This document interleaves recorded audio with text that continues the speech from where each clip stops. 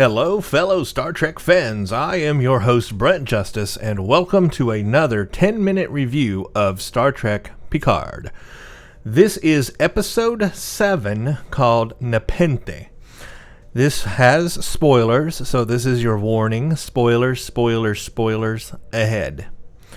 Okay, so let's talk about this. Firstly, let's start with the pacing, because that always seems to be where I start off anyway. The pacing was slower in this episode. However, I felt that it actually made sense in this episode, and the pacing actually made sense. Even though it was slower compared to last episodes, it made more sense and it fit better. And the reason why was because this episode was very wordy. There was a lot of exposition and explanation, and it really solidified everything that we needed to know. And the pacing kind of fit that for a change. Everyone was taking a moment to catch up to speed and figure out what to do next. And that's a good thing. We needed that this season. I actually enjoyed all of that. However, I do wish it had happened a little earlier in the season, because remember, there are only 10 episodes this season, and we're now up to episode 7. There's only 3 left. Yet we feel like we're at a halfway point with this episode. So in my opinion, it maybe should have taken place maybe a couple of episodes ago to give us a good halfway point. But anyway, it is where it is. It's episode number 7. We're actually nearing the end of the series, even though it feels like a halfway point. So that's what I have to say about that. And let's get this straight first about this episode. The best parts of this episode were all in the Riker-Troy scenes on Nepenthe. Those scenes were the best thing in this episode, period. A+ for Riker and Troy. I'm glad they brought them in, but I wasn't shocked because I had seen them in the trailers and screenshots, so I was spoiled that they would be here. I think if I had not been spoiled, it would have been more shocking and actually better and more impactful had I not known they would be here. But of course, it was not a well-held secret. Most people knew Riker and Troy were going to show up, or at least Riker. But let's go back for a second. Let's backtrack to the beginning of the episode. We start out with Commander O. And once again, she's wearing sunglasses. And also note that her rank pip is crooked the entire time on her uniform. And it annoys me because crap like that should not get past production. We did not see that many flaws in the series. Yeah, there were flaws here and there, but these are consistent flaws they keep having in this series, and it's so noticeable and terrible. It makes it feel amateurish because of those flaws. They really need to look at the little things and make sure they're done right. You know what I'm saying? It all adds up. But anyway, yeah, she's wearing sunglasses, but I still feel that she has to be Vulcan because she mind melds with the Doctor, and that's just not something that Romulans are ever seen or known to do. So it still is unanswered why she's wearing sunglasses, why a Vulcan would need sunglasses. It just doesn't make sense, and so far it hasn't been answered. But she does mind meld with the Doctor, which is a Vulcan thing, says all the right words to do the mind meld that Vulcans say, and shows the Doctor what will happen if synthetics continue to exist. So somehow we know the future. Somehow she knows the future, and others must know the future as well. So I guess that means we're getting time travel involved with Picard. There's just no other answer for that. If they know the future and they know what will happen, the world exploding and all these other things, then they must know the future. So there's got to be time travel involved. Either they've been to the future and seen it, or somebody from the future has come back and told them. I don't know which one. Something has to have happened, but there's got to be time travel involved. There's just no other answer that I can think of. And so that opens up a lot of questions, of course, why and all that. But at least we do get an answer now for why the Doctor kills Maddox. That makes a lot more sense now, her scenes. But it still opens a lot of questions. There's a lot of doors open, all these questions we don't know about the future and why synthetics would cause that future. Are we talking like a Skynet situation? I mean, AI taking over, or just synthetics? It's really weird. And it does remind me, we have to make the connection to the big AI issue in season 2 of Discovery. And that whole thing is based on an evil AI called Control. So we have to bring it back to that, because there might be a connection. There really, really might be. It's just too coincidental that both shows would have something to do with AI taking over and destroying the world. Both shows deal with that. And time travel. At the end of season 2 of Discovery, they end up far in the future. So there's time travel there. And of course, there's time travel with the Red Angel. And then there's time travel, it sounds like, going to be in Picard. So there's some similarities I'm seeing with Discovery here. And I don't know how it all works out. By the way, I can tell you right now, this video is going to go well over 10 minutes. So that is, just expect that, because I've got a lot more to talk about here. So let's cut now away from that, back to the Borg Cube, and talk about all the stuff that happened on the Borg Cube in this episode. There is a great horrifying scene right at the beginning where the evil Romulan woman takes out Hugh's XBs. That was a good, terrifying scene, and it really made Hugh scared. I really enjoyed that scene. Then we see Narek take off to follow Rios, and that's an excellent plan. So far, everything is going well. But then we get to Elnor, and that's where it all breaks down for me.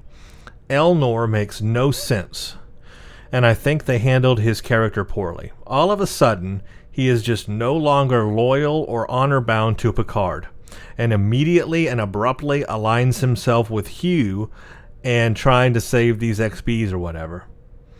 For no reason. He doesn't even know what the Borg are. I mean, he's been sheltered in that Romulan colony for a while. He doesn't know who Hugh is. He has no history with Hugh. But he does with Picard. But yet he is so easily able to drop that loyalty with Picard and join Hugh. Rios even gave him a chance to beam on board the ship to go with them, and he said, "No, I'm not going. I'm going to help Hugh." I don't get that. Why did he do that? That is so odd to me. It's like his loyalties can change real quickly.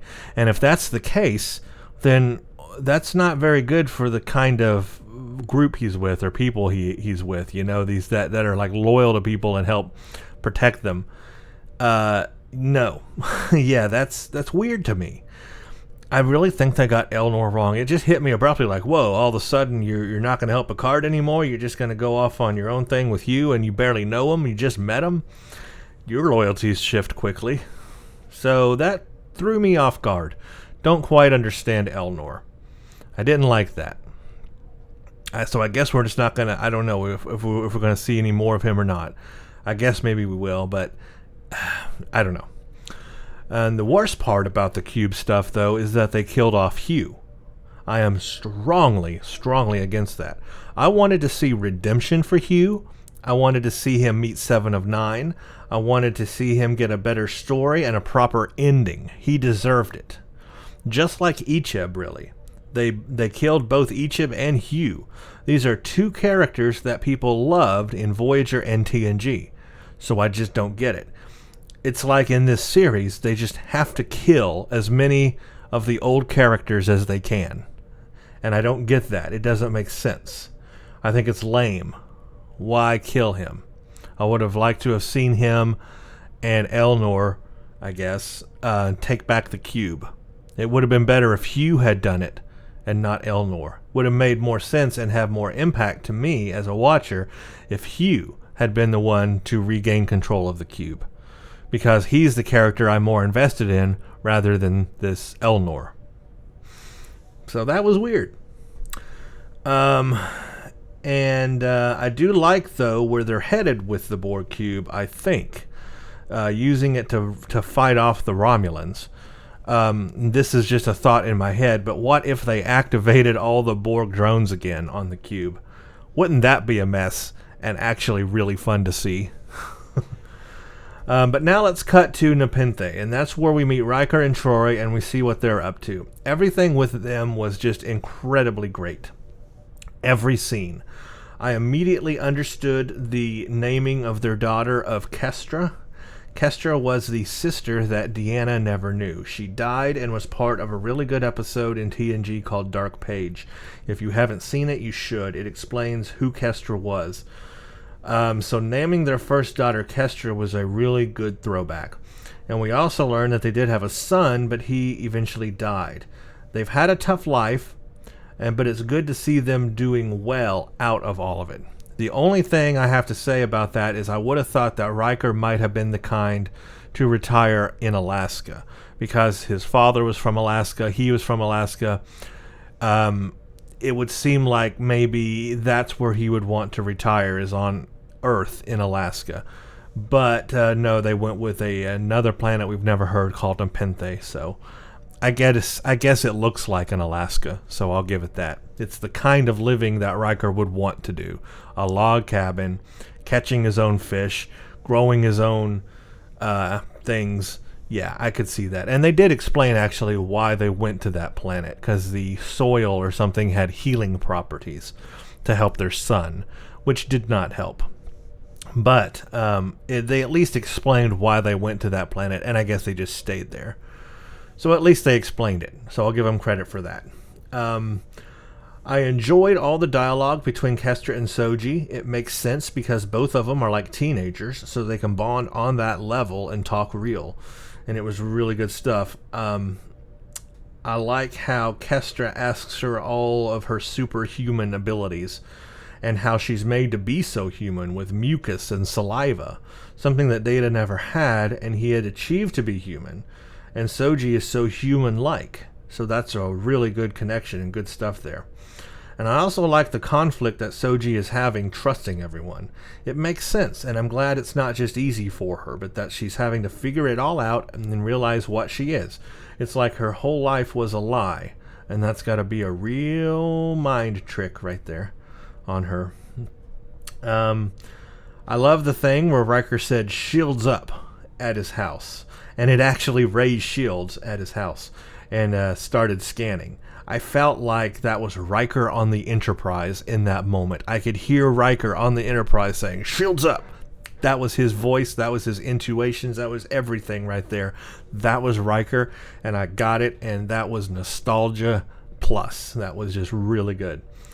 Deanna was really great and told Picard what he needed to hear, as always. Their dialogue was just so good in this episode. This episode to me felt like a Star Trek movie. It felt very Star Trek, and it felt movie-like, like something out of the TNG movies.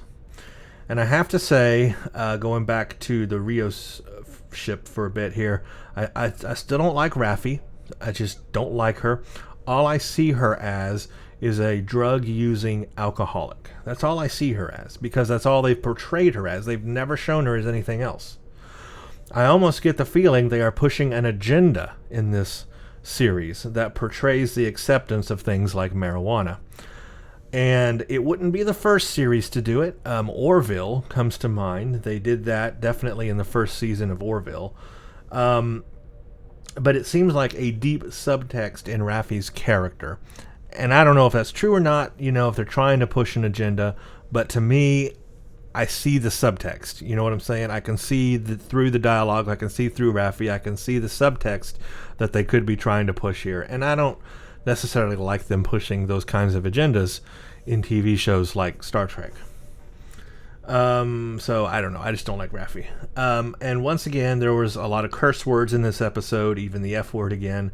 And that's just not needed. Star Trek got along just fine in every series without it before. Picard series doesn't need it. It's jarring and it takes away from the Star Trek feeling. That is my opinion. And I am so perplexed by the EMH on Rios' ship. He was even activated in this episode, so why didn't he tell Rios or anybody that the doctor killed Maddox? He witnessed it. He even just stood there as the doctor was laying on the floor having a seizure. This is the worst EMH I've ever seen. He just can't do his job. And I also wanted to mention I love the music in this episode. There were the old tones from past movies or TV series. You could hear it in the music. The Picard, they had like a theme for Picard and all that. It was really nice. Really good music in this episode, used very well. So that's where I'm going to end this video. Again, I do feel like this is Star Trek, but it's more like Star Trek movie rather than Star Trek TV series. This is like what you would see on the big screen, and it was filmed that way too. And it reminded me of watching the TNG movies. So I'll give this episode overall an A, not an A plus, not an A minus, but an A. It was extremely good, and what saved it was the Riker Troy stuff, all of that on that planet. That was great, and that's what saved this episode, and that's what made it really feel like Star Trek. I am very excited to see where the next episode goes. It looks interesting, and I do think I saw 7 of 9 in the previews, so she's back, and I can't wait to see what she's going to do next. So there we go. That is my now 16-minute review of Star Trek Picard Episode 7, Nepenthe. Drop a comment below and let me know what you think of this episode, and I look forward to watching the next one, and we will see how it goes. So thank you for watching, and stay tuned for the next. Check out Twitter at Brent_Justice for updates. You can follow me there. Also, check out my Patreon page, patreon.com/Brent Justice. This helps support the channel and also allows me to publish more and more videos.